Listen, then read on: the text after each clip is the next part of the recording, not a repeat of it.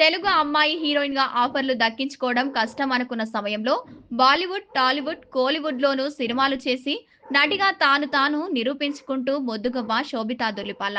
2013లో miss India పోటీలో పాల్గొని miss India earth 2013 టైటిల్‌ను గెలుచుకుంది. ఆ తర్వాత సినిమాల్లో నటిస్తూ ఫుల్ బిజీగా మారింది. 'రామన్ రఘవ్ 2.0', 'సైకో రామన్'తో తన ఆరంగేట్రం చేసింది.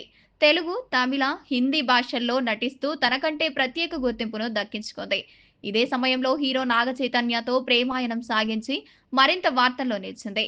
ముఖ్యంగా నాగచైతన్య వల్లే శోభితా ధూళిపాల లైఫ్ లైన్‌లోకి వచ్చింది. సమంతతో విడాకులు తీసుకున్న తర్వాత తెలుగు హీరోయిన్ శోభితా ధూళిపాలతో రిలేషన్‌లో మెయింటైన్ చేశారు. ఈ క్రమంలోనే డిసెంబర్ 4వ తేదీన వీరి వివాహం జరిగింది. అతి కొద్ది మంది సమక్షంలో వీరి వివాహం జరిగింది. పెళ్లి తర్వాత తన సినిమాలతో బిజీ అయిపోయింది శోభిత.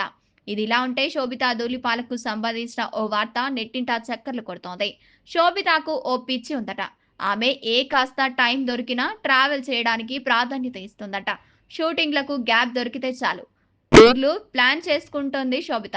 అలాగే ఫోటోగ్రఫీ కూడా అంటే ఇష్టమని తెలుస్తోంది. ఆమె ఎక్కడికి వెళ్ళినా తనతో పాటు కెమెరాను తీసుకెళ్తున్నారట.